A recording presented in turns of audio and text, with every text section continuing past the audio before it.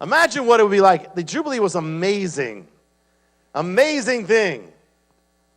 But why am I speaking about it now? Because, the Jubilee is something people think of the Jubilee and they think of, then if you think of Yom Kippur, it doesn't seem to go together. Doesn't seem to be. Yom Kippur is a day of fasting. Jubilee is a day of celebration, a year of celebration. Yom Kippur is about humbling yourself. Jubilee is about rejoicing. But the Jubilee is an amazing thing because look at the first verse there, Leviticus 25. Look at it again. Go to verse 9. Actually, go to verse 8. You are to count off 7 Sabbaths of years for yourselves, 7 times 7 years, so that you have the time of the 7 Sabbaths of years, namely 49 years. You shall then sound a ram's horn, or the Jubilee horn, abroad on the 10th day of the 7th month on the Day of Atonement. You will sound a horn all throughout your land on the Day of Atonement. You got these two things together. You have the most solemn day, and you have the most joyous year all coming at the same time. Time of fasting, time of being blessed with all the blessings of God. Why?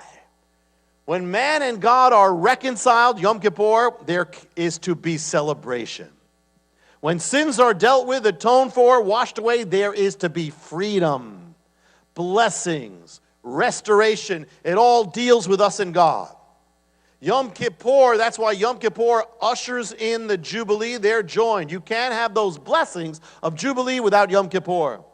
You can't have the blessings of reconciliation without the dealing with sin. You can't have the blessings of restoration without the dealing and washing away of sin.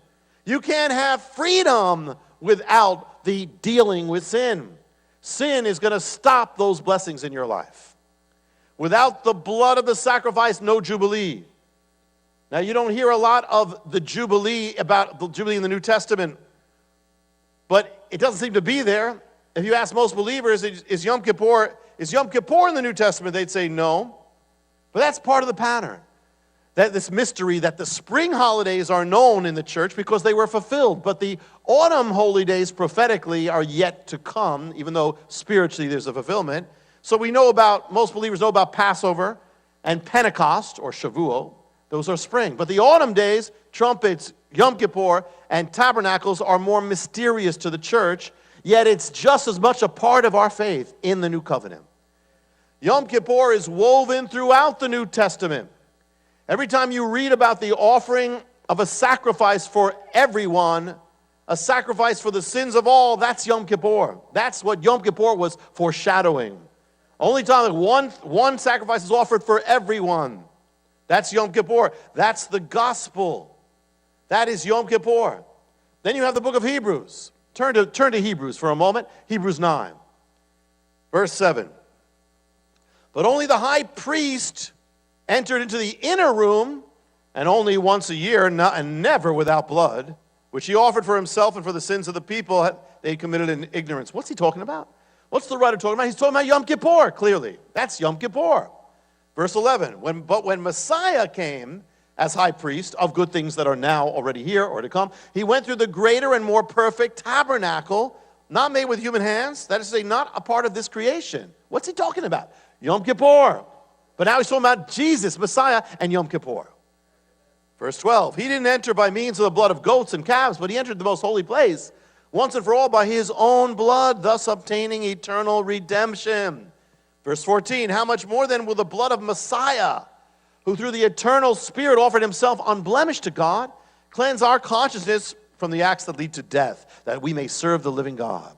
For Messiah didn't enter a chamber made with human hands. That was only a copy of the true. He entered heaven itself, now to appear for us in God's presence. Nor did he enter heaven to offer himself again and again by the way the high priest enters the most holy place every year with blood that's not his own. Otherwise, Messiah would have had to suffer many times since the creation of the world. But he has appeared once and for all at the culmination of the ages to do away with sin by the sacrifice of himself. What is this? Clearly, that whole chapter is clearly Yom Kippur. What it's saying is Yom Kippur is a foreshadow of Messiah. Messiah is Yom Kippur. Messiah is the Kippur, the atonement. I want to show you an amazing thing I saw. You wouldn't say, in the Hebrew, in Leviticus 16, verse 21, it speaks of the end of Yom Kippur when the high priest is laying his hands on the scapegoat. Verse 21 says, he is to lay both hands on the head of the live goat and confess over it all the iniquities, the transgressions of the Israelites, all their sins, and put them on the head of the goat. He shall send the goat away into the wilderness in the care of a ready man appointed for the task. So the final act of Yom Kippur, placing the sins of the nation on the head of the scapegoat. Notice there are three descriptions of what is put onto the scapegoat. 1, the word iniquity. 2, the word transgression. And 3, the word sin. In Hebrew, iniquity is the word avon. In Hebrew, the word for transgression is pesha, means to rebel or cross the line. And sin, hata'ah, sin. And I tried something, and I was amazed with what happened. I took this ancient mystery to the computer, and I took the words that are from that verse about what was placed on the scapegoat. Iniquity, transgression, and sin, which are all come in this one verse upon the final act of atonement on the scapegoat. And I also put in the word atonement, kippur or kaper.